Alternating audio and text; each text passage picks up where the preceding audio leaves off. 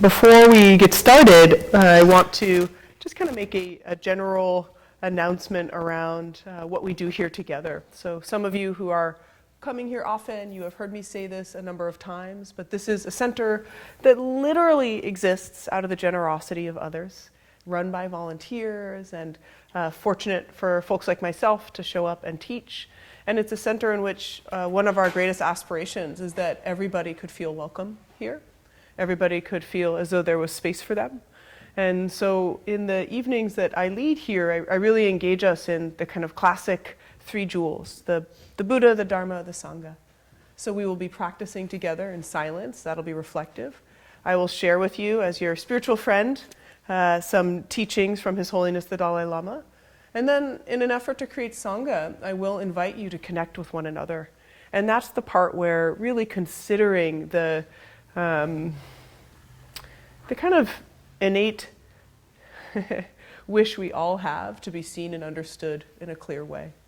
So when we're listening to our partners, maybe someone we've met before, maybe not, just keeping an open heart, seeing if we can at all possible withhold judgment and recognize that whatever it is we're seeing or hearing may not represent so many other aspects and experiences in these people's lives. So my request or my plea for you is when we are here and engage with one another, that we do so with courageous, open hearts, that we show a bit of our tender vulnerability to create and sustain the Sangha, and that we do so with that same spirit of generosity. And if there's anything that folks need here to feel like more included, more belonging, please let me know after. It would be really helpful. Or it's an ongoing process here of figuring out how to serve our community well. And whenever I read His Holiness the Dalai Lama, I am ever more inspired to make the ethics come alive, not just in the outer world, but in our inner world. So with that, I want to move us towards meditation. And I'm going to invite you to find a posture. You can absolutely use this space here to sit if you like. You can use this space here to lie down, all of my brothers and sisters with bad backs. We're going to do a visualization practice tonight. It's a practice of one of the four immeasurables, a practice of equanimity. So in this practice, we'll be bringing to mind memory and ideas. So if you're going to lay down, this is a good one, because often visualization, we don't fall asleep as easily. But if you do, no problem. You'll at least get some sort of hypnagogic transmission. I believe that to be true. So in this practice, we'll start off simply by settling into the body, the speech, and the mind. And then we'll move towards that visualization. In this style of practice, and maybe I would argue almost any practice, one of the most important aspects is to create a posture that you can hold with stillness. The outer stillness of our body allows an inner stillness more opportunity to settle in. And I know you're thinking, inner stillness, you haven't experienced my mind. That never happens. But even those rare opportunities where we have a little bit of spaciousness, a little bit of ease, having the body as a stable and still presence can really support that. So finding a posture that's not your heroic floating lotus, but something that you can really hold with comfort for the next 25 minutes or so is enormously beneficial. I'm going to invite us to give ourselves some spaciousness in the chest and relaxation in the shoulders and neck by inhaling our shoulders up to our ears and then exhaling them gently down the back and repeating that twice more. And one more time.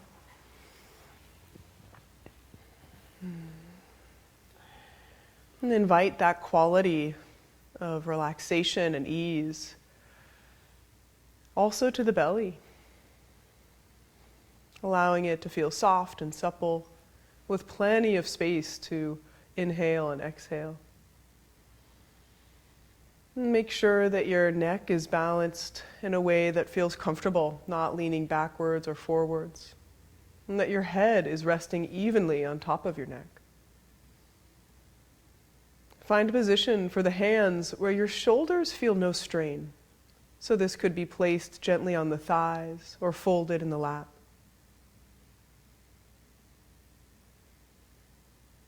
And if it's comfortable, allow the eyes to be softly closed.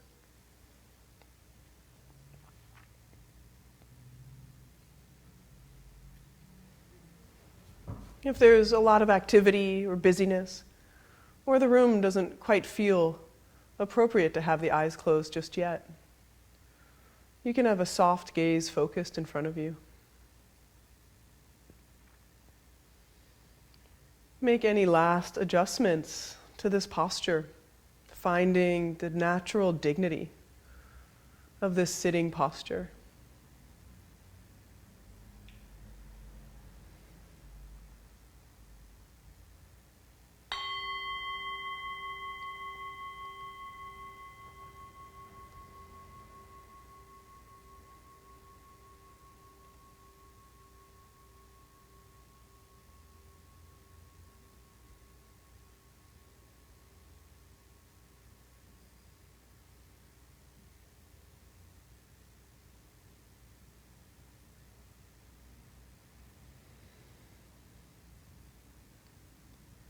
We'll begin by settling the body, speech, and mind into their natural states.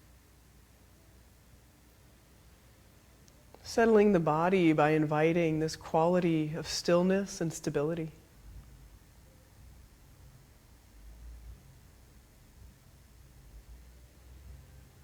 Feeling the weight, feeling the heaviness of the body and the support from beneath.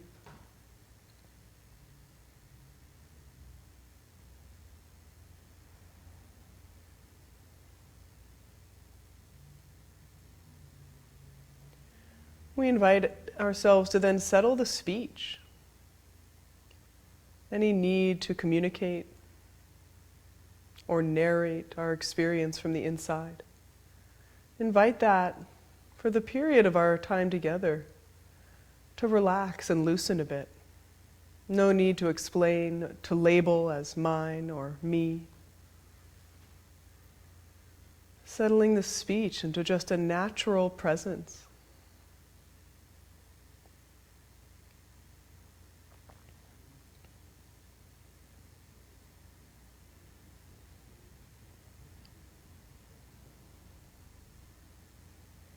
And settling the mind into a natural state of ease, relaxation, alongside vividness and clarity. So not the mind of falling asleep and dullness, the mind of clarity, brightness, but without any tightness. So feel or imagine this quality of the settled mind.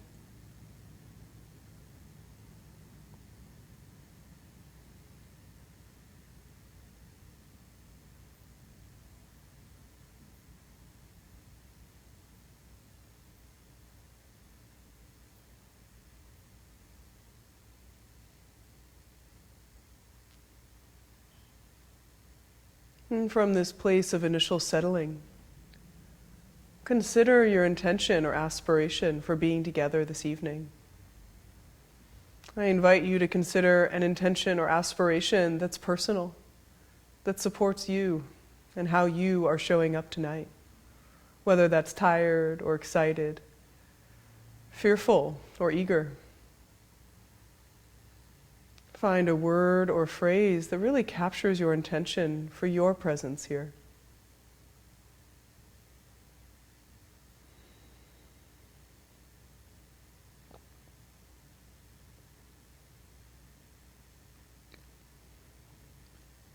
And then consider an intention or motivation that's broader.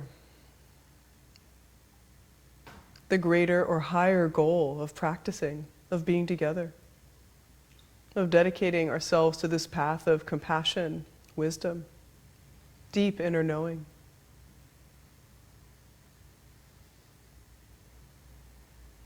Again, find a word or a phrase that really highlights that motivation, that dedication.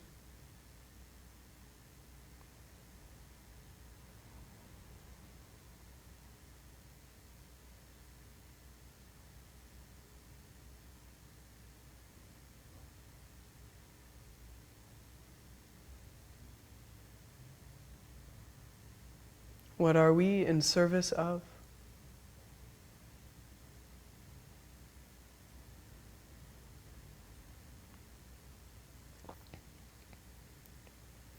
And gently releasing these thoughts and images and ideas. And bringing our attention to the field of the body and all the tactile sensations that we can notice within it.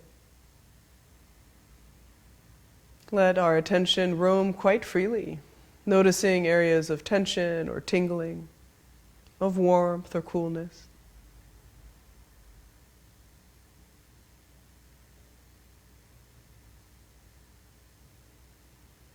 And giving our mind this one stable place to be, in the ever-changing present moment of being in the felt experience of our body.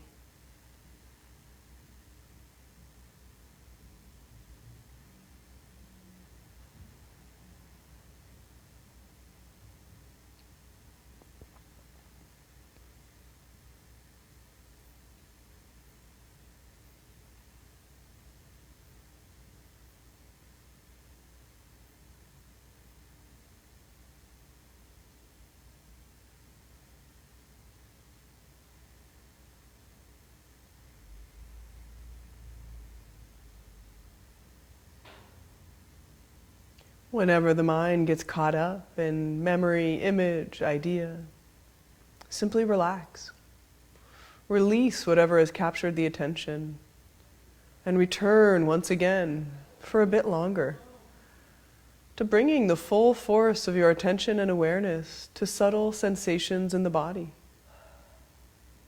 Keep noticing,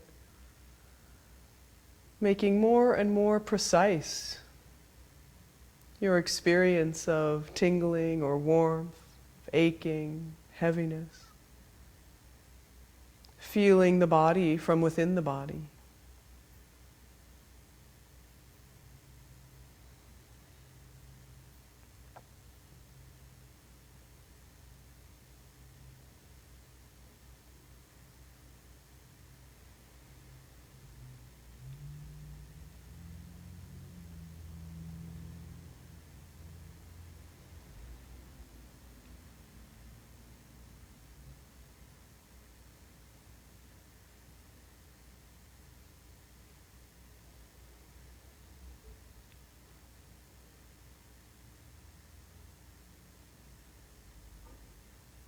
And to refine our attention just a bit more, use the breath to notice with precision through the inhale the quality of sensation wherever you find it in the body. But through the exhale, relax and release the sensation or any residual tension you find. Inhale, noticing vividly a specific area of sensation. Exhale, relaxing and releasing the sensation or tension.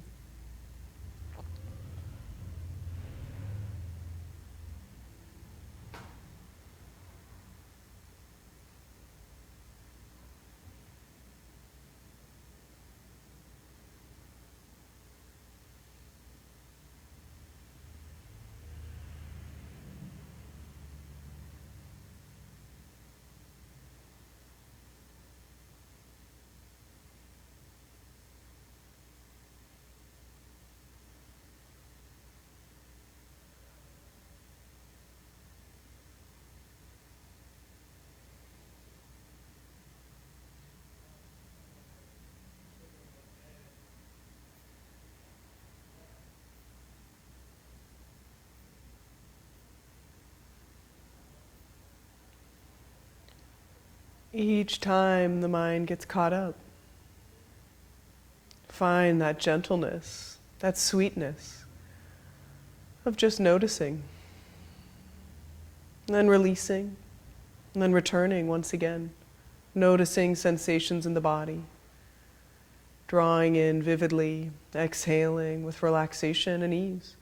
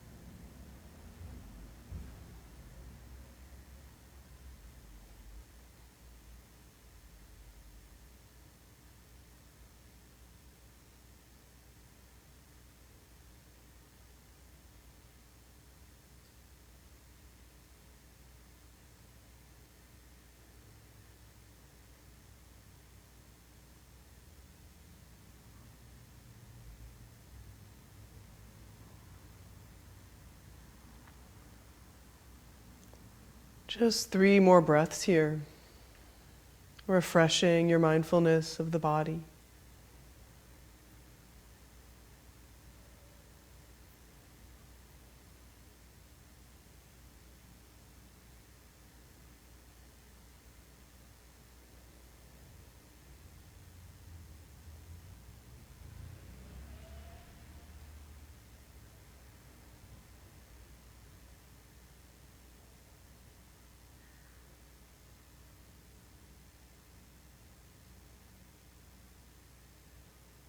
Now we'll shift our attention away from the body and sensation and to the mind and memory, imagination.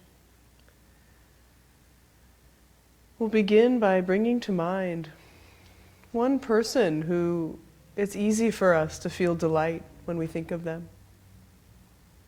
Someone who has made us feel good and happy, cared for. Someone who we feel enjoyment when being near them. This may not be all the time, of course, but someone who easily comes to mind.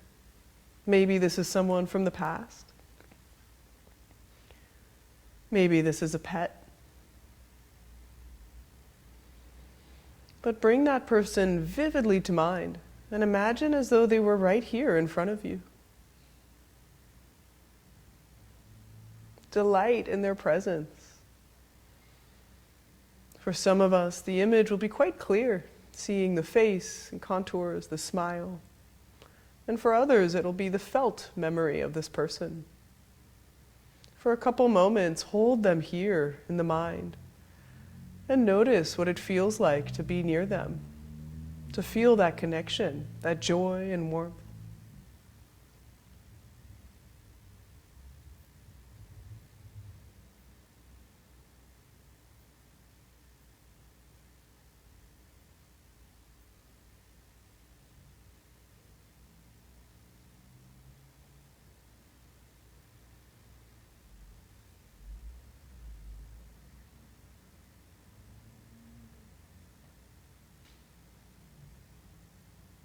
And gently release this person. And shift now instead to thinking of someone who is unfamiliar to you. Someone you don't know well enough to like or dislike. This is classically called the neutral person.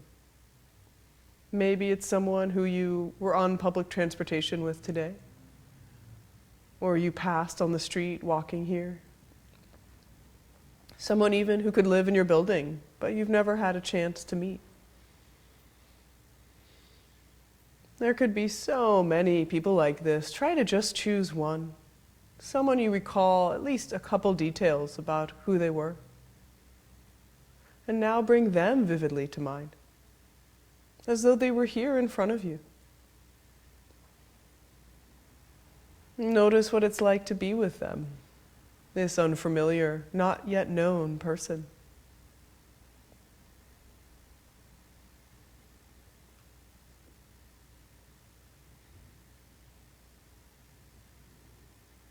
Notice what it feels like in the body and the mind.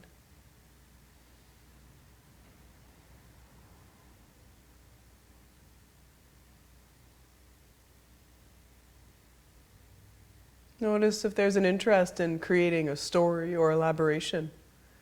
But don't get hooked. Just notice what it's like to be here. Visualizing and bringing to mind this unfamiliar person.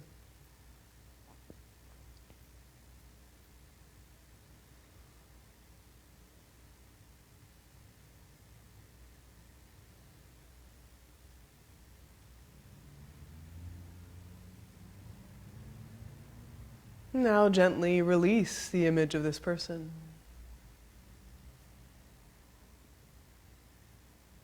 And we'll shift now to bringing to mind someone who's a bit harder for us. Someone we find challenging or difficult in our life.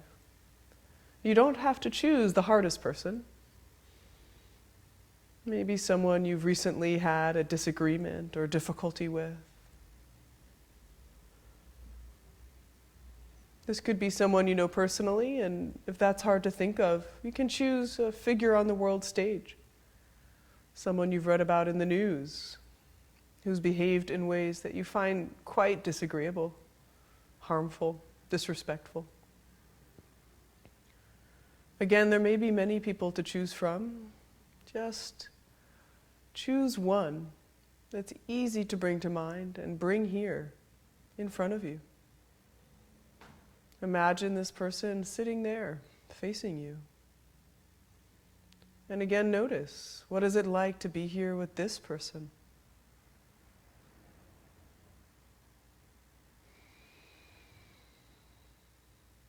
Notice the sensations and feelings in the body, the shifts or changes in the mind.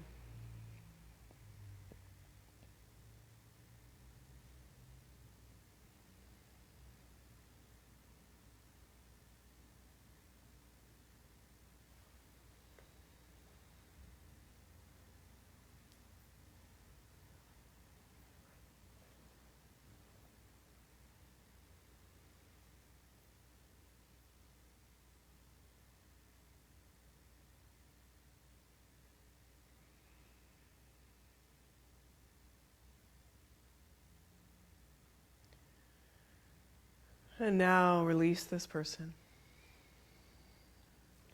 And return to the body, focusing on the breath at the belly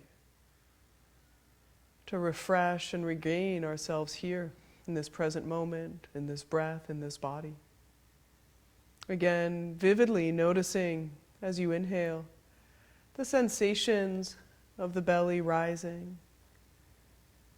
And then gently, as you exhale, relaxing and releasing.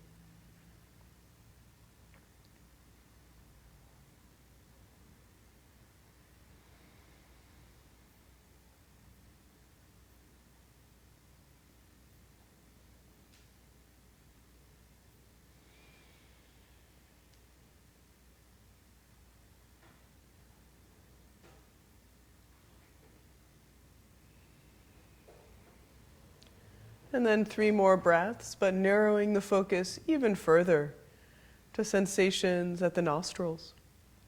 Inhale, noticing these subtle sensations of breath as air travels in through the nostrils. And then gently relaxing and releasing as the air travels back out.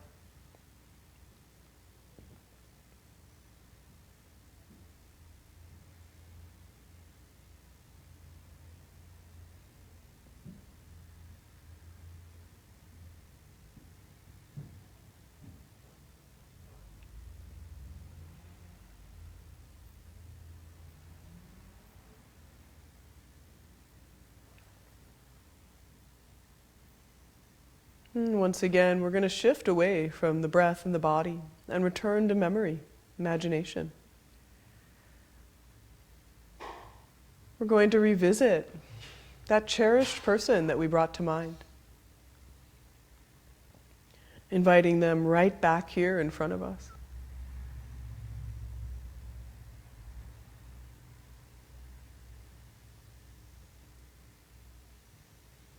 Now I want you to consider this cherished person. Is it within the realm of possibility that this person could become less close? Maybe they move far away. Maybe there's a misunderstanding. Maybe life circumstances just totally shift. And painful though it may be, is it possible that this cherished and close person could become someone more unfamiliar? Possibly even someone with whom there is conflict or difficulty. Keeping the heart steady and open. Just noticing this realm of possibility. And the challenge or difficulty that would bring.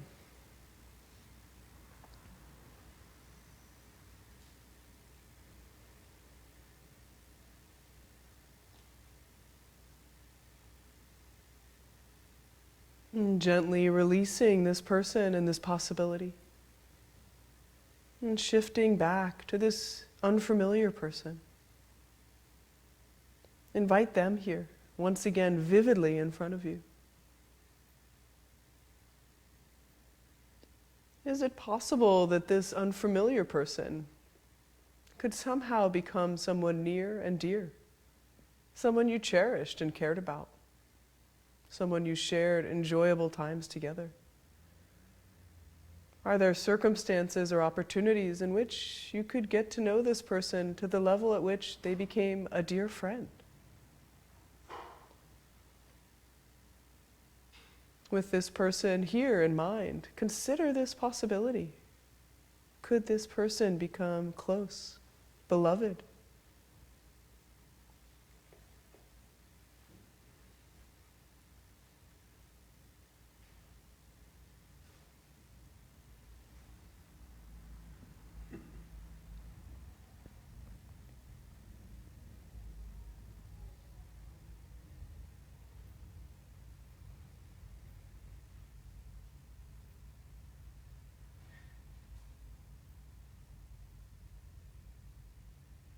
Gently release this person and this possibility from mind. And shift once again to bring forth this more difficult person. The person with whom there is a challenge. Notice what it's like to once again have them here vividly in front of you.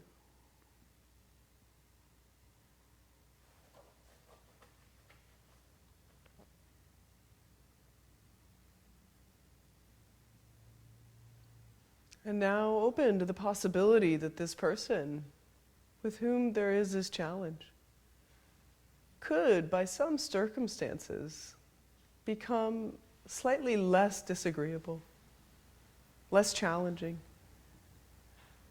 maybe more neutral.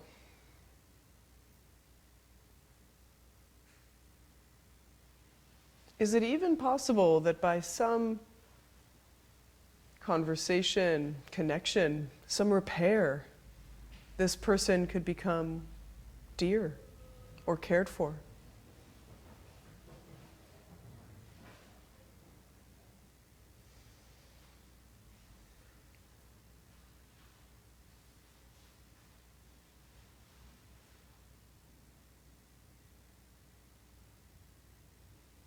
Consider the possibility.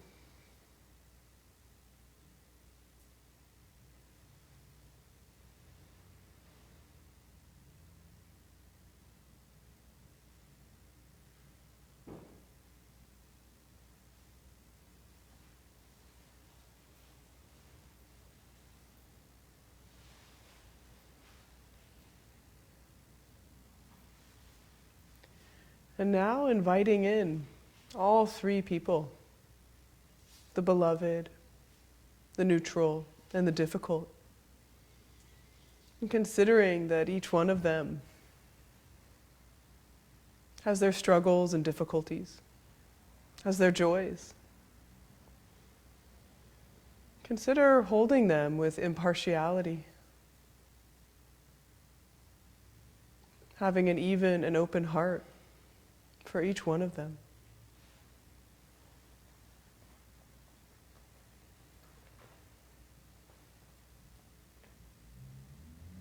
Consider extending compassion for each one of these beings.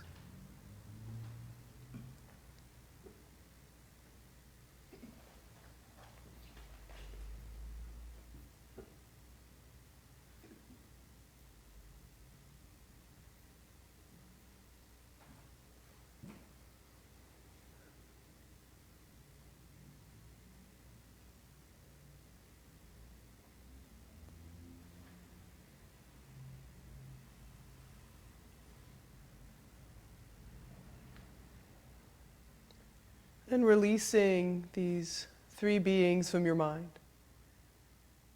And remaining with this heart of compassion. Feeling into this body as a body of compassion.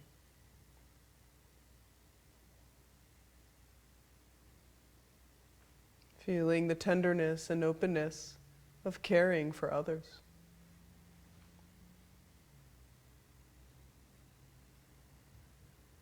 And finding the strength for that caring to be without preference.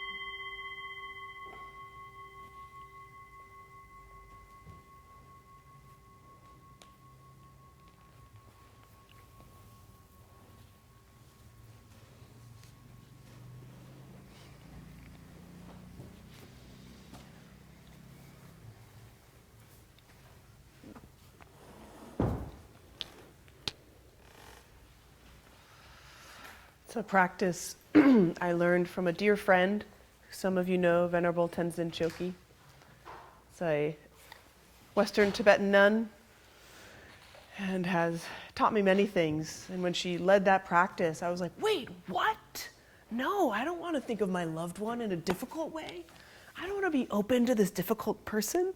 But have found it such a beautiful teaching on equanimity, on this open-heartedness or this impartiality.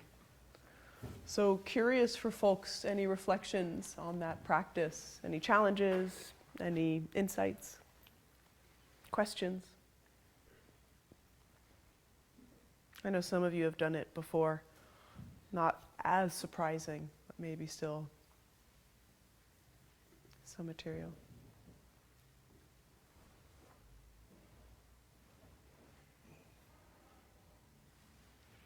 Yes. I was having some physical discomfort that was just like making it hard to work that. Yeah. Yeah. And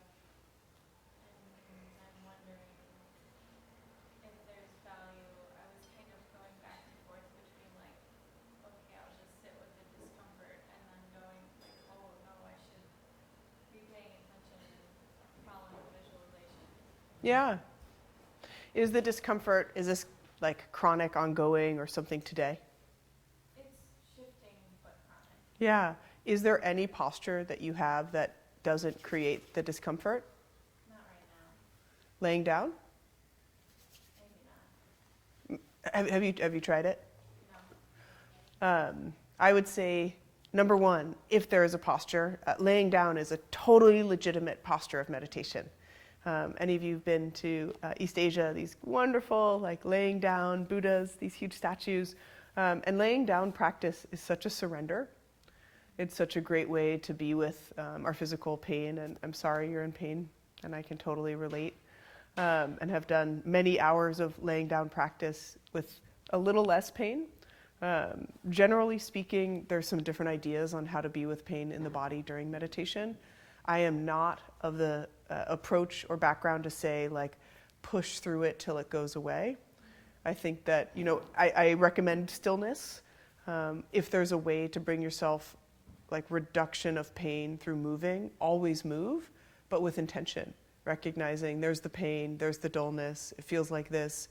I'm going to change the way I'm holding my shoulder so that it's not outside of your practice. You're including the shifting and movement as part of your practice. If the physical discomfort is too strong to pay attention, then it can really become just a practice on sensation. And that's a great practice. Here together, we're kind of in a false environment of meditation where I'm suggesting what you should practice. But as practitioners, that's our daily discernment of what works for us. So with physical discomfort, there could be just a real tenderness to the pain that is there, right? This creating the body of compassion and kind of more and more and more surrender with it, more and more tenderness with it. And of course, watching the mind be like, no, like, I don't want this, right? And that can be the whole practice is, oh, well, but this is it. Like, this is here. I've, in my more extreme moments of acute pain, I've really worked with this kind of what's called like a subtle body practice of just noticing sensation and being really gentle with sensation and noticing sensation. So I hope that's helpful. That's helpful. Great. Thank you. Yes? What came up for me, obviously the message is acceptance, Mm. but we have boundaries with people so that we can protect our vulnerabilities.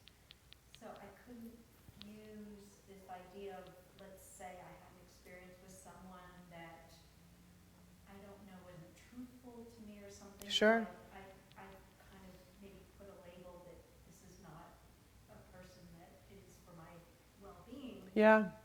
So there's this idea of acceptance yet boundaries, and I'm a little confused with that. Yeah, beautiful question. It comes up a lot, I think, especially when we're talking about, as we will today, universal compassion, right? Really for everyone. And including them in our heart, but maybe not in our house. And, you know, I can't remember which teacher. Oh, I do remember. It was Michelle McDonald, beautiful Vipassana teacher. And she gave me the really useful instruction of, you can have awesome compassion for someone 3,000 miles away. And the idea is, what is the cost of holding them outside of the boundaries of your heart? And the cost is they become less human. And they become somehow outside of the realm. And the book we covered before this one, last year, which I think is, this is a more secular for everyday use book. That book is the Guide to the Bodhisattva Way of Life, deeply infused in this. And in that book, we're really kind of always thinking of the ultimate goal, which is all beings to be free. That includes people who've like hurt us, which is totally feels preposterous, right? How can we include them in our desire for everyone to be free? Because so it really, in a useful way, kind of rubs us up on how can we love someone and have compassion for them and respect and honor in ourselves. And as I often call upon, there's this 999 arms of compassion right here behind us. Some of them have like flowers and tea kettles, and others have like sabers, right, and restraining orders.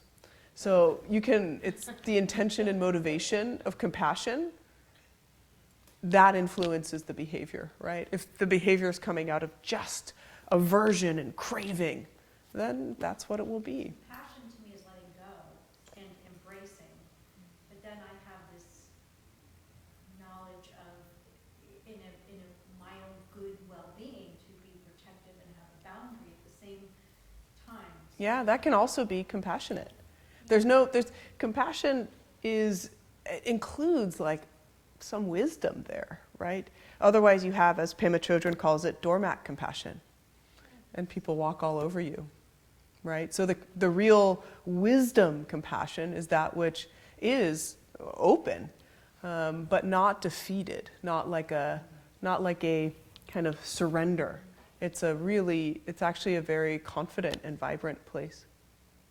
But it's really good. Instant understanding than a movement. Right, and compassion is a motivation. It doesn't have to be a action or behavior. Yeah, sometimes that's what's called for, but we're really cultivating a stance. And there's so many things that we experience on a day-to-day basis for which we have compassion and we can't act. And thereby, is it no longer compassion, right? If we can't do something, no, we can still hold compassion without the action. So yeah, that's really good questioning and noticing. Yeah. Anyone else on bringing in your enemy to your sphere of concern or anything? Okay, yeah. I just find it fascinating in all the Brahma Viharas when we get to the neutral person that really there's nobody neutral. I mean, do people really find neutral people? No. I'm like, all right, really, Mace? Is there any leaning? Positive, negative? Right. That's why I said unfamiliar, Oh, you did. because I I agree. found an unfamiliar person. Yeah, there's a lot of unfamiliar Yeah. people. You did say that. Yeah. And I I'm agree. searching for a neutral person. Yeah, because we're accustomed to that. Yeah. I totally agree. But okay, so awesome. I love unfamiliar. But do people actually find neutral people?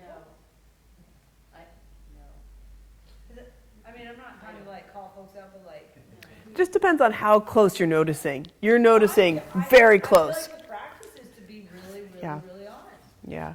I just, and then the bummer about that is then I beat myself up. I'm like, Jesus, like, this person, like, literally you pass them on the street, and you already have decided something about who they are in relationship to you. Yes. Yeah. That's, I'd say, good noticing. It's a little painful Yeah. moment, yeah. And I don't know if you remember, I don't think we actually did this, but that we could do this practice with one person, I feel like we did do that once, yeah. right? So this person who is so beloved, kind of like, we're like, whatever, or we're like rejecting. Could absolutely be one person, could be us. So I also think part of this practice, I had the super unbelievable honor of having dinner with Mathieu Ricard last night. Some of you may know. Yeah. Yeah, he's here. Yeah. He's a Buddhist monk and scholar and photographer and philanthropist. And I was asking him about his definition of equanimity. And he was bringing up this impartiality, right? No preference. So we often think of equanimity as this like, I'm above and floating and I'm in this transcendent state. No, like you're still in the world, like moving around with other people. And you're working with caring about all of them the same. And I think that's really powerful. And that's why this as a practice of equanimity is so juicy, because it shows us our preferences like so clearly. Yeah, yeah. Anybody? Yes. For me, what came out was this realization that there's always a kernel in everyone, absolutely everyone, to either become my best friend ever or my enemy. Because it's totally true, because the person that I chose to be close to me in a sense of affection, it was one of my best friends. But truly, as I was meditating, I noticed that I don't know if she's going to be my friend forever. Yeah. It might as well be that next time we see each other, we notice that our relationship is not as dynamic and vibrant. And indeed, I had friends in the past, like if I think of my friends from 10 years ago, most of them are really like if I will see them on the street, it will be, oh, what's up? But like, I don't even feel that connection Yeah. anymore. For so many of my friends. So I don't know if with this person is going to be the same in 10 years. So I saw that as, any relationship can drift away. Mm-hmm. And in the same way, like I don't have any experience of that sort, but I know it happens. There are movies about it, right? Where people that are enemies, they even end up falling in love. And now what was in my experience and words, what this means to me, not that I'm gonna treat everyone as they were my friends, right? That doesn't really happen in my experience. We set limits indeed. But what it means to me in my own terminology is that I just have to keep an open mind, an open heart, to be open to know that this friend of mine, I can lose her, and I don't even have to worry about it, because it's gonna happen what's gonna happen. Like, I don't own her life. Her life is totally out of my control. Yeah. And in the same way, openness of heart means to me that just be open for any person that I get to know, that maybe they could be my next best friends. I don't know. But it's just to be open, because I think that in that way, I also, in the sense that how I consider myself, then I'm a little bit more liberated. Because Yes. I don't see myself as this static, solid entity that only has these friends or only has these interests. Yeah. So I will just rather, and I really like to see myself as somebody more like open and fluid Yeah. and flexible. Yeah. Beautiful. Yeah, you brought up many points there. And one in this practice is you may have noticed that when I describe this cherished person, it's how good they make you feel. Right? That's often the level at which we focus on someone else is I love being with them and how they make me feel. And the invitation with these practices is to find like this more anchored, in some ways, more universal love that we can have, this compassion that's the more unconditioned compassion towards everyone. I love them as a being. And that, most of our friends and loved ones are not going to be that excited about that. They want our special love because they're so unique and wonderful, right? And they are. However, like, if we can create that foundation or that kind of ground floor in which our love is based more in this like larger field of compassion, it will be easier to weather, like, if that friend doesn't call us or if that friend somehow is preoccupied for a while. We will have this ground floor more of compassion and care for them. And as you said, it opens up the possibility that not only are these people liberated from our fixed views of them, we are liberated from our fixed view of ourselves. Indeed, we are changing and things are in flux, and it's a really painful thing sometimes to just acknowledge that without feeling resentment or, God, we used to be close, we're not anymore. Something must be wrong. Maybe they're wrong. Maybe I'm wrong. Right? Could it just be like, oh yeah, wisdom of impermanence? These relationships are shifting. Right? How much freedom would that give us? Yeah, beautiful. Anyone else before we move on? Yeah. Quick one. This is a really beautiful practice, and it's very appropriate for me today. Someone I love very dearly is becoming, or is, also a very difficult person in my life, and I'm not having any trouble having love and compassion for them. And that's a really new experience. And I recently saw this quote, and I don't know who said it, but it said, someone I loved gave me a box of darkness. It took me years to realize that this too is a gift. I'll have to look up who said it, but even the darkness, like from someone you love, can be a huge gift in your life. Sometimes you don't know it at the moment, but it sure is. Amen. Yes. And if you can see that now, I think, that's beautiful. And if you lose sight of it for a while and hate them and resent them and then come back to it again, that's okay, right? It's, it's really hard to see that. It's really painful. And especially when it's someone who we love and care about, it feels, it is personal, but it feels like even more personal. Thank you for sharing that. Yeah. So we're going to finish up chapter 4, which is the foundation of well-being, of compassion.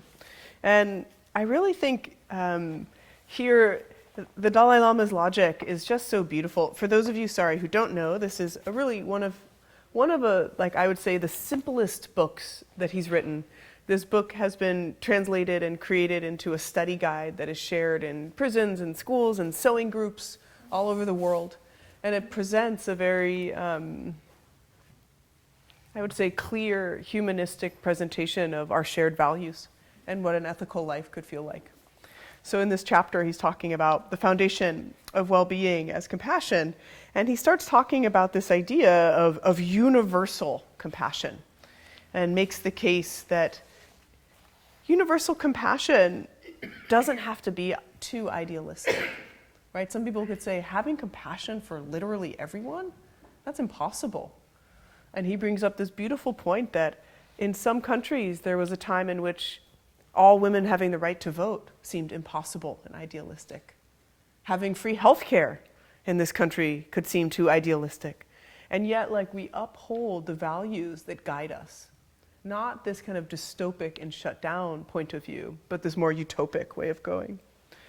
And then he goes on, which of course I deeply appreciate, he goes on a lot to talk about how the universal value of compassion isn't just religious.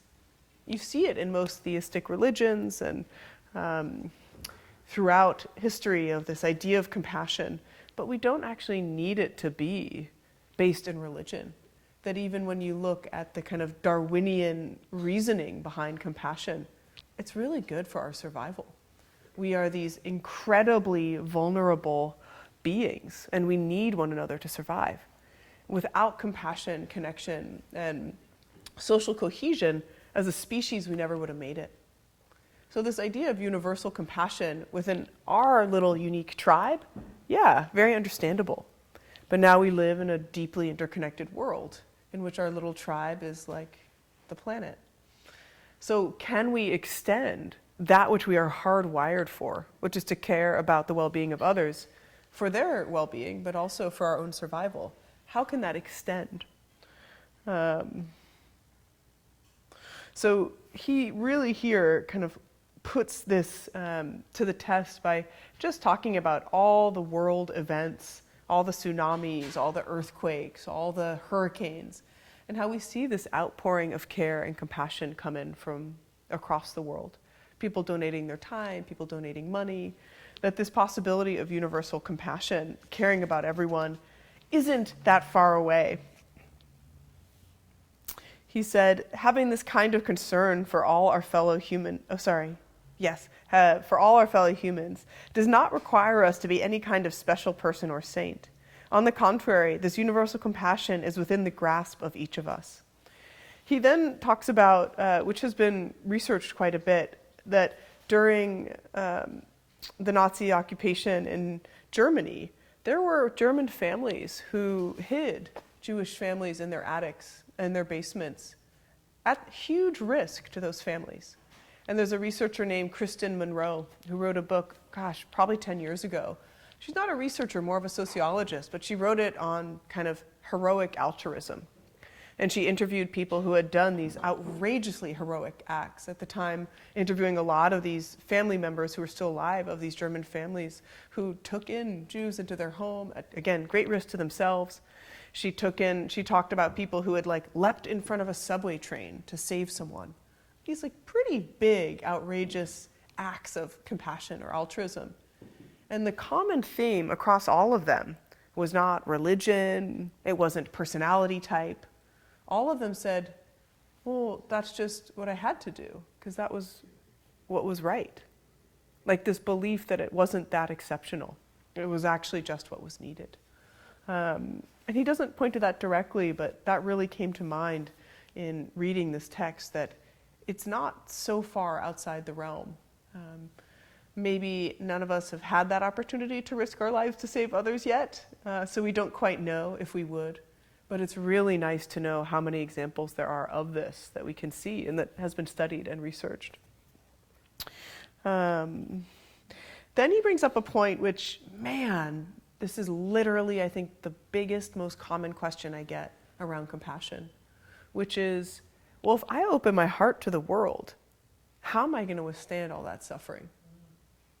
This is a pop quiz for those in the Shantideva reading group. How do we withstand all the suffering that comes with opening our hearts to the world? Any thoughts or ideas?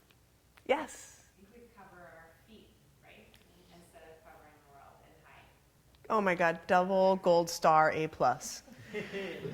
So this is one of the most famous lines in the Guide to the Bodhisattva Way of Life, which is, if we go about the world, which is full of all these sharp, pointy things, right? All these difficulties, all these injustices, all this violence, all this aggression, all this loss, so many things we'd rather not step upon. If we try to smooth out the world or cover it with leather or pleather, if we are vegan, we are going to barely be able to make our way to the front door, right? We're just going to have such a hard time creating a place that is free from all that suffering. But if instead we cover our own feet, then we can walk wherever we want to go. And that's an analogy for really infusing our own mind with compassion. Then we can be anywhere. We can be amid all suffering. And what's unique about compassion as opposed to empathic distress, is, well, the Dalai Lama says it here beautifully, but essentially there is a motivation that gives us energy instead of drains us. So he writes, so some readers may still feel resistant to the idea of universal compassion. While admiring such an outlook in others, they may feel adopting it themselves would entail taking on the woes of the world, and that they have no room for all this additional suffering in their lives. In a limited sense, it is true that caring for others, sharing in hardships is sharing in hardships that is not our own. However, the discomfort that comes from sharing the pain of others is of quite a different order than the direct experience of our own suffering. When you empathize with someone who is in distress, you may initially feel some mental discomfort. But having voluntarily chosen to open yourself to the difficulties of that person shows courage. And courage imparts confidence. By contrast, when pain is your own, you have no such freedom or choice. The difference is clear. I love that distinction, right? So I have my whole own other arguments, but this idea that when we choose compassion, when we choose to ignite our compassion with empathy, that choice is a real courageous choice. And that kind of gives the fuel or energy for us to make that practice come alive. When we're receiving pain, that's not a choice. That's not, maybe we have courage in dealing with it, but I really love that distinction. Another part that he, is pointing out here is, and again, was fortunate in speaking with Mathieu Ricard last night. He, as some of you may know, has been probably the most studied meditation practitioner in the world as his brain. They call him the happiest person in the world, which he really doesn't like that title. But if you look at the neural pathways in his brain, there's some evidence that he is the happiest person in the world. So he's done all these, hundreds of thousands of hours of practice, and they have him do practices on just imagining suffering versus imagining suffering with the heart of compassion. And the difference in his brain and in his felt experience is just imagining suffering is as though you are experiencing the suffering yourself. But imagining suffering and then acting with compassion. Again, this is just in an fMRI scanner. He's not doing anything. That creates a sense of ease, well-being, and comfort. So this idea that our empathy can be the trigger for compassion allows us then to open ourselves to the world with some of that confidence and courage. What do you think? Do you buy it? Sound true? Yeah. I know that there are many care providers, health professionals, mental health professionals in the room, right? This is part of the daily work. Yeah. It's interesting because there's this different kind of trauma therapies, and one of them I'm thinking about is the EMDR therapy, and where you'll bring up the traumatic experience or whatever, but you always are pairing that with the with this positive regard, imaginative thing as well. And also when we're doing feeding your demons, it's also kind of what we're doing. Yes. Like we're coming to the encumbered energy and being really very present with Yes. that in kind of a somatic way, and then bringing that ally to it. So like the way that just that constant pairing. Yes. Is really cool. Beautiful and perfect bridge to this is what we do for ourselves, right? We have to open ourselves to our own suffering in order to have that kind of compassionate response as well. And that there's like a courage of like coming to our own and a confidence of instead of, oh man, like all this, profound anxiety I have about the future of my work life, I'm just gonna avoid it or push it away or muscle through, right? As opposed to compassion with it. So it's, there is that way that we can transform our experience with a present moment loving, if we can be loving and compassionate in this moment to whatever is happening, we can even pull from the past and transform it, which is a lot of these trauma therapies pull upon. Yeah. Yeah, I had that experience today. I was walking my dog and I saw the son of a woman I was caring for who died. And I was having a glum day, and then I saw him, gave him a hug, and asked him how he was doing. Yeah. Beautiful. So it's a natural outpouring of compassion. Yeah. Yeah. Thank you. Yeah. Yes.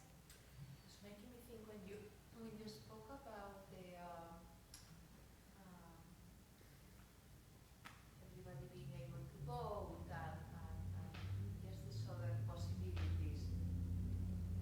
It came up the idea of the thought of what is real compassion and how sometimes I think about compassion as a hard quality Mm. and a feeling attached to it. And sometimes that is there, but I really appreciate almost like the experience and the concept of compassion and kindness as the being with. Yes. The being with as a way of like the universal, the equality Mm-hmm. for everybody. Like what is real kindness? What is real compassion? It doesn't have to be soft, because it doesn't have to be. So I really take that, and I know for myself, the most compassionate thing that I can do for me is to be with my own experience without trying to change it Mm. sometimes. Yeah. So if I can continue practicing that for that for others, I appreciate that a lot. Yeah. Beautiful. And I think tuning into like our conceptual understanding, like what is this? How do we define it? And then checking in with the felt experience and noticing what is the quality of compassion that makes me feel like vitalized, not depleted. That is a really good indicator for us. A lot of times we have big feeling and it's like, oh, I just have so much compassion. But we might be feeling is actually like an upwelling of despair. Because despair also has that, like it's big and it's intense and we're feeling with. Whereas compassion really should also have this energetic charge, this feeling of kind of confidence alongside it. So it's really good to notice and pay attention to what does it feel like in the body, what's my understanding of it, to go back and forth. Thank you. Yes. It's maybe a little bit silly because it's very childish. I went with my dog to the lake, Golden Lake Park, and coming in, he bit the back part of a pato, Duck. duck, of a duck. And I called him, but it was already a little bit late. Mm. And there were 3 or 4 Chinese ladies, Mm. and they started talking in Chinese, but they were really talking. They were so angry. Mm. And I told them, I'm so sorry. I'm sorry for the doggy. He's a good doggy. So, well, I took my doggy and I went and sit on a bench. And one of them came to me. Mm. And I said, well, that's not going to end here, I thought. And no, she came to tell me that she was so glad to see me so often in the park, and that I must be living around there. And I said, oh my God, that's goodness. That's something that, she didn't have to do it, but she did it because she felt that I feel so sorry, Yeah. so ashamed. Yeah. And so now I love every Chinese person that goes around me or that changed for me. That's beautiful. Yeah, the humanizing experience, right, can really transform how we see. And to be within like your own community and have that feeling too. Yeah. Yeah, beautiful. Thanks. Can I ask a question? I was actually thinking about like the manifestation, like actions of compassion Mhm. versus just the intentions of compassion, and just thinking about the difference. Like if the woman had just thought like, oh, that lady, I hope I didn't make her feel bad, Yes. and just sat there with that, and maybe had that the compassionate intention, but the difference between that and getting up, and I just, Yes. yeah. So that's like something that I question a lot. Very good. There's a analogy that the Dalai Lama uses here about kind of like, when is it our responsibility to act with compassion? And he says, let's say that you have neighbors who are very aggressive, and they're yelling and shouting and, saying harmful things to you when you're leaving the building. And you could think, in my compassion, I'm just going to take this, I'm going to go in, and, they're probably suffering, I understand. But you also might be avoiding setting an important boundary that will protect others. Right? So I think part of, again, the wisdom of compassion is knowing what is yours and what is not yours. Discernment. Yes. Which is chapter 7. But yeah, being able to know, like, yes, when is it our time? Because sometimes there is action and it's easy and it's clear, and boom, giving the hug to this son, right? There was not probably a lot of thought, just like, I am going to embrace. So yeah, it's a really good question. And it's interesting because I think when we have the natural impulse towards compassion, we act on it. We're like, how did I do that? It just came so naturally, right? And then other times it can feel like, I'm not sure. Is this the right time, right? Is this truly the right context? So yeah, good question. Yeah, I saw a hand in the back, yeah. A question about when you find yourself reaching the limits of compassion, and how to skillfully not become aversive of your own lack of compassion. I've been watching that a lot lately, getting stuck when I'm not, and self-blaming if I'm not feeling what I think Yes. I should be, even if I'm acting well. The feelings could be anger and lack of a boundary or whatever. Yeah. And like even tonight, I've just been trying to sit with, not resist Right. feelings of lack of compassion. Yes. We can, and this is like a huge question and a good one. I'll take a couple parts of it, I think, which is that we can be compassionate beings and we can have difficult emotions. And that's okay. It's really difficult when we are doing what's called emotional labor in the world, of having to perform in a way that is kind and generous and open, and it doesn't authentically match how we feel. And that can create a sense of self-alienation. There may still be compassion there, but we're feeling disconnected, right? In the teachings, there is no limit to our compassion. It's a limitless and boundless capacity. And the more we extend, the more is there. So that's, again, not scientifically researched unless you consider 3,000 years of observation research, which I do, but it's first-person based research. But we don't have any contemporary data on that. So it's more of an investigation. So it might be more of figuring out, what is it that's getting taxed? What is it that's getting depleted? Is it the compassion? Or is it a feeling of this kind of emotional inauthenticity? Like, wait, I'm also experiencing frustration. Can I allow that? Can I have compassion for that while I am performing in this way? Possibly. I hope that helps. Great. Yes? I think I battle with that a bit, and I think a lot about how if we were raised to not have a strong sense of self, having compassion for self can actually be, I think, difficult in adulthood. Yeah. And it's just, you speaking about that, it's something that comes up for me a lot. Yeah. And with my own students, like, that I see being raised by adults that, haven't really taught them how to gain or put together a sense of self. It's really interesting to think about that. Yeah. I think it might be a selection bias, but I never meet people who have an easy time with self-compassion. But that's because I hang in the Dharma crew. We're here to heal ourselves. Self-compassion can be challenging for so many reasons. Absolutely. But it's interesting. I haven't thought of it as not having a strong sense of self.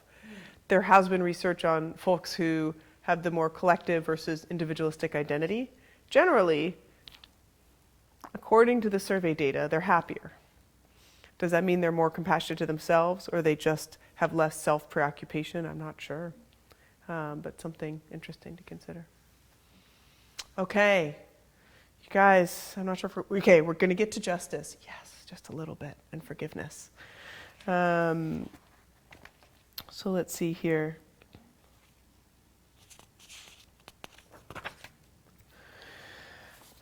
Yeah, I was deeply moved by this chapter on compassion and the question of justice. I thought, like, why are we talking about justice in the middle of this book? Is that really what's called for here?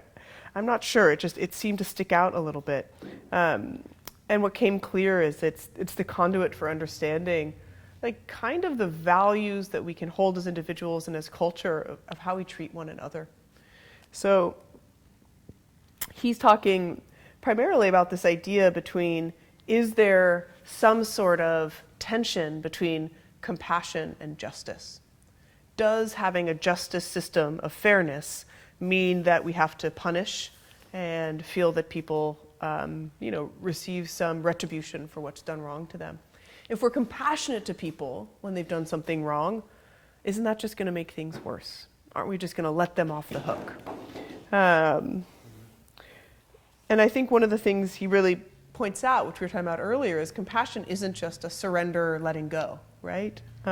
He said, the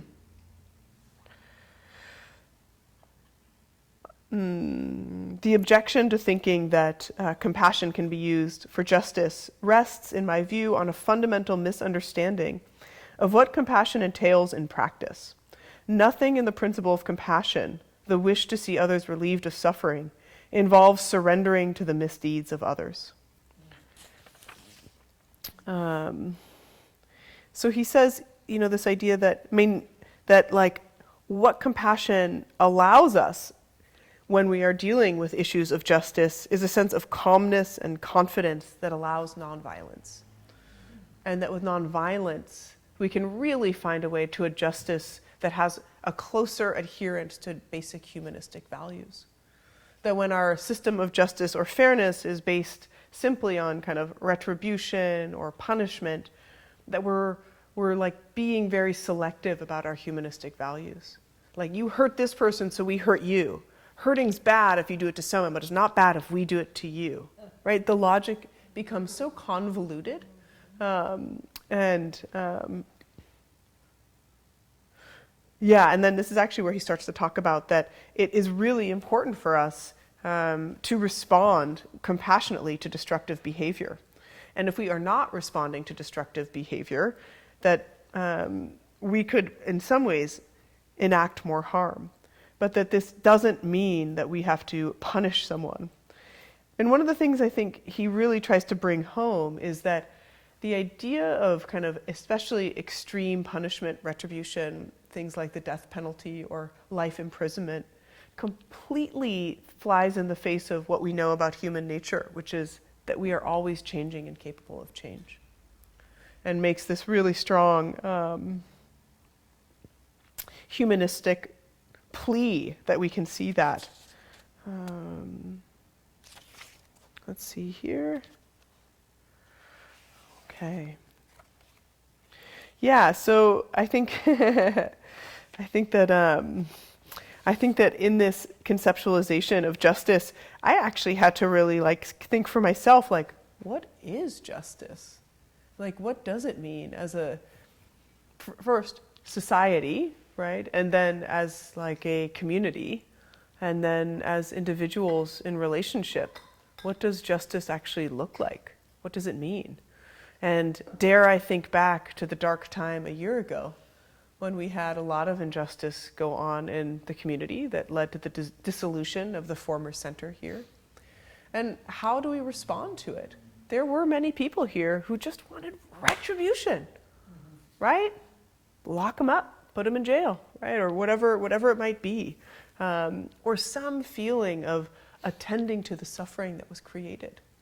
And it was interesting that as a Dharma community, I don't think we ever actually came to any kind of consensus around it. And we're not going to now. Don't get me wrong.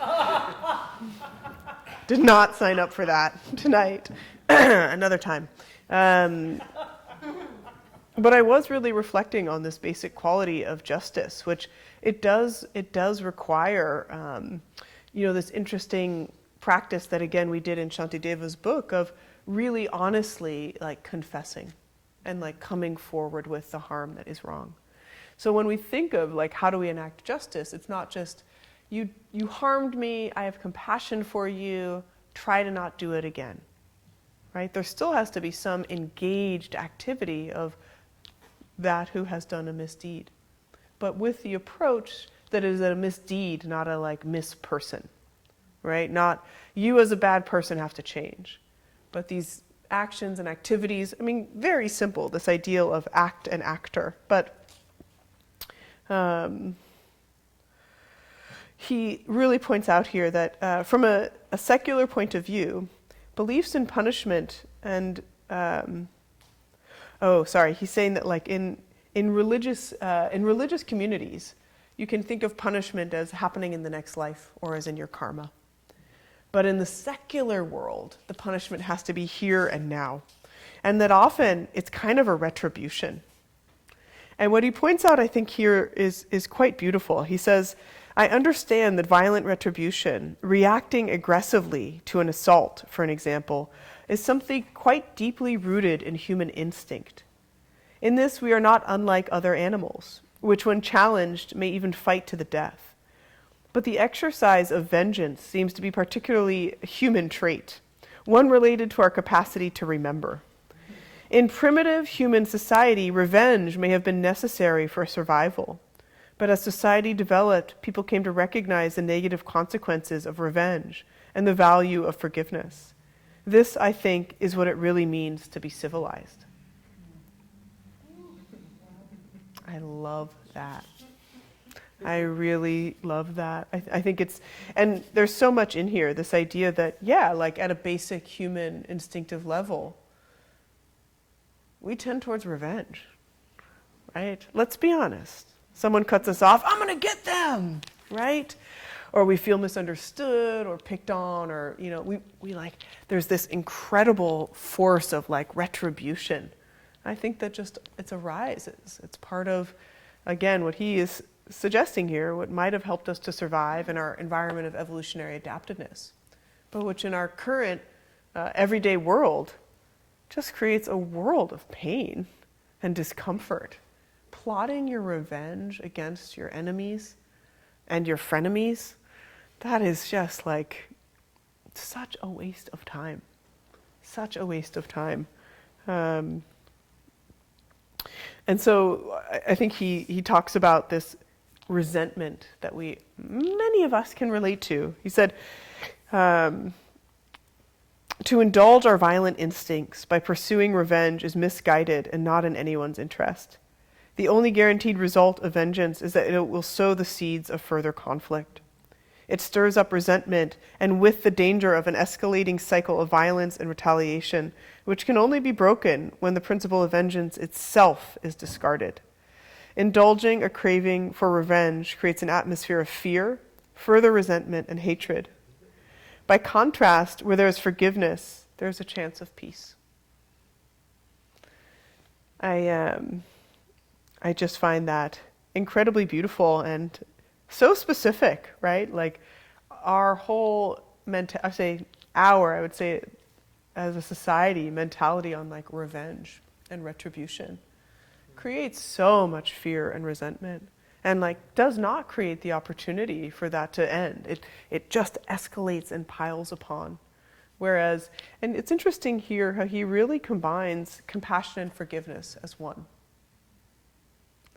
Forgiveness has been the hardest practice, I find, for me in my own work, in my own life. Whereas I feel like compassion, I have some capacity at. I don't find them so connected. I'd be curious what you all think in terms of the relationship between compassion and forgiveness. Yeah. One thing that comes to mind is that in certain situations there'll be somebody that I want to forgive, but I feel like if that person hasn't acknowledged what they've done, they're not showing contrition, that it feels like it's wasted energy. It might almost feel dangerous to let Right. that person back into your heart, to the Yeah. So it's almost like there's a kind of purgatory, to borrow something from the Catholicism. A middle ground of like, I kind of want to forgive you. I don't want vengeance. I'd like to forgive you, but I'm just not there yet. Yeah. Store it away for a while. Yeah. That's the best I can do. And do you think that has something to do with the expectation we have of what forgiveness should look like?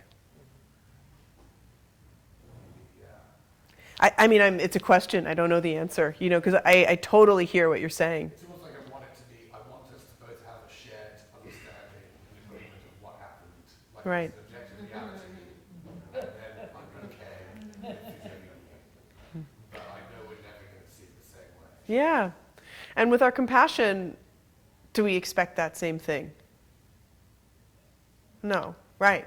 And that's what's like been kind of like, in a good way, like stirring me up. Yeah. Right? The compassion, we don't expect someone necessarily to receive it or even to know, right, how to receive it. We still extend it. Can we kind of graft that over to our forgiveness practice? I think that would, right? Because, of course, like, even the purgatory state of, like, kind of forgive you, I'm not, like, actively angry and seeking revenge, but I still, like, kind of don't like you at all and have an expectation that you should change, right? There's still an agitation there that for us, for our own well-being, is unpleasant, right? And it doesn't give us peace. And I think that's, I really deeply remember working with some of the pediatricians I've had the great fortune to work with in the last couple years, and one who was describing her experience with family members who harmed their own child. And we talked about compassion. And she was describing just how painful it was for her to hold the anger towards them. And it was a client or patient she had to see for an ongoing basis.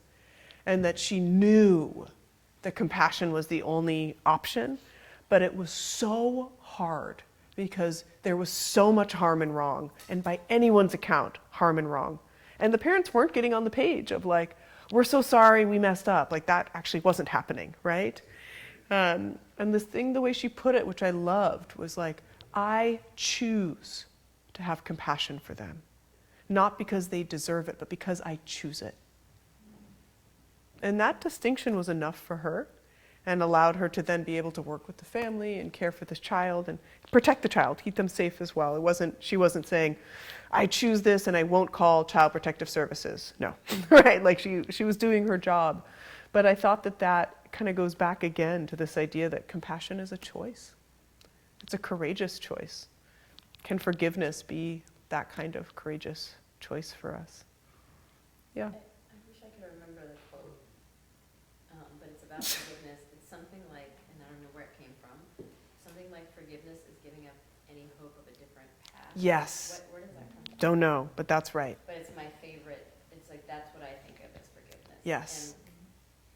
And yeah, I've been doing that for 2 months now. Well, maybe a month. And yeah, and I'll notice when I'm in not giving up hope. Right. Negotiating, bargaining. Yeah. Just when I notice I'll be in forgiveness and then a memory will come up and I'm oh my God, that was such a fucked up thing. And I'm just okay, and that it already Yes. It's gone. It's happened. Yeah. There's no hope of changing it. It already took place. So beautiful. So one of the parts here that he says is, I'm suggesting that we find a way of dealing with wrongdoing that gives us peace of mind and at the same time keeps us from succumbing to destructive impulses like the desire for revenge. It's important to acknowledge that the past is beyond our control. The way we respond to past wrongdoing is not, however. Right? So it's important to acknowledge that the past is beyond our control. So whatever it is in the past. The way we respond to the past wrongdoing is not. That is in our control. Right? So exercising the control, I don't think it's going to be. I am recognizing that that's what happened, and now this is how I'm going to be with it. I'm going to be with it with forgiveness. Still really hard. And the thing that I'll have to wait until next week is to bring us towards how does this map onto our own forgiveness of our own actions and because this is the part where I'm like, you do not really understand me. When he's like, because all of us are so good at forgiving ourselves, we can start there. And I was like, so next week we'll do more on forgiveness and moving into discernment. Very exciting.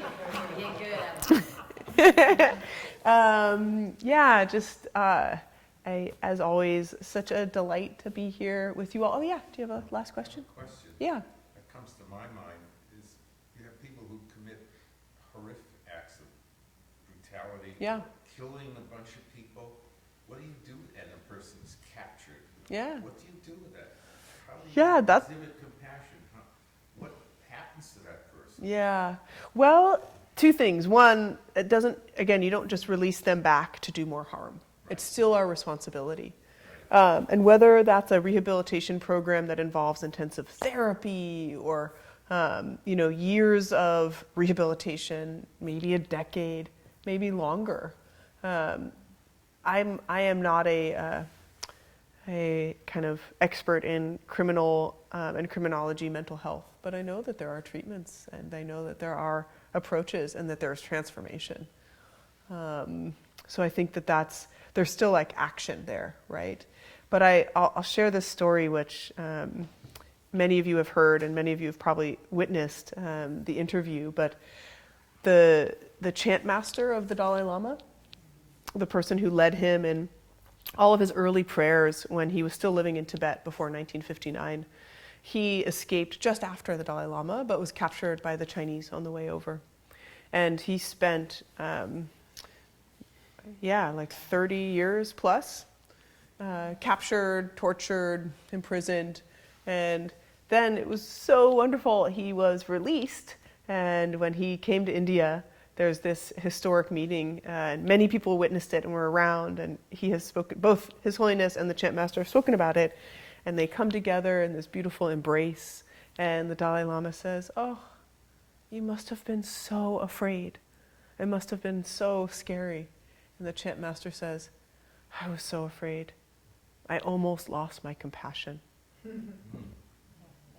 And then in further writing about it, he actually, it's not that he converted to Buddhism, some of these Chinese guards, but he definitely blew their minds and changed their minds and created real friendships there. So that's the heroic level we can look up to within the human realm. Maybe not tonight, but that's a possibility is inspiring. And yes, thank you all for your practice. It's beautiful to be here. And again, we are here out of generosity. So if and when you can, please donate. There are so many amazing events happening here at the center. But before we get to that, let's just dedicate our practice here together. So taking one moment to just come back into the body and into the breath. And reflecting on our time here together. And considering a greater shared motivation. One of the Bodhisattva path. And dedicating any work we have done here together tonight to the realization that all beings could truly be free. All beings could know the causes and conditions of happiness. All beings could know compassion. May it be so.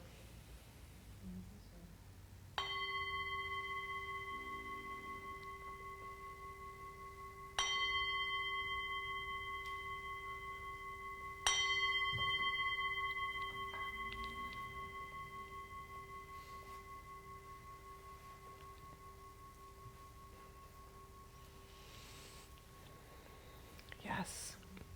Be here. It's been really fun to be here a lot. Be here the next couple weeks, moving forward.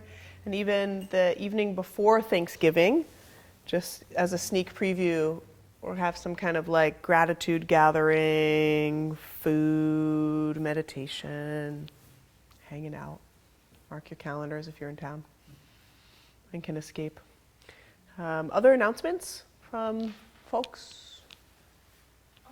Yes. I'm not volunteering anything tonight, but I am a volunteer here. And I just want to encourage people to volunteer. And also just a reminder that this place is entirely run on donations. So our donations are really important. I just do mostly like a monthly donation because it's easier and through PayPal, and then I give here. And then also it's run by all volunteers. Yes. So it's a pretty amazing thing in this modern world. I told somebody, we went out flyering tonight, and I told somebody, and they were just in disbelief. They were like, there's a place in the mission that's run entirely on donations. Yeah. Thank you. Yeah. Just a quick shout out for next weekend. We have a really special, interesting, rich, juicy teacher coming Friday night and Saturday, Easton. Look her up. She's really a cool, she's right? Yes. She's a Western Tibetan teacher, but she's also a Western teacher of what she called applied shamanism. She studied shamanism from all over the world and sort of distilled it into Western psychological, palatable, and non-appropriative understandings. And I think she's coming to talk about Karmic habits and relationships. Oh, yeah. yeah, and she is not. Come on. She's fierce. Yeah. She embodies fierce compassion. And what someone told me, she's not here for our comfort, she's here for our freedom. When I was complaining about Yeah. how not fuzzy she was. Yes, I am coming. This So Friday? No, next Friday, the next 16th. Friday night and then a day-long Saturday. Thank you all.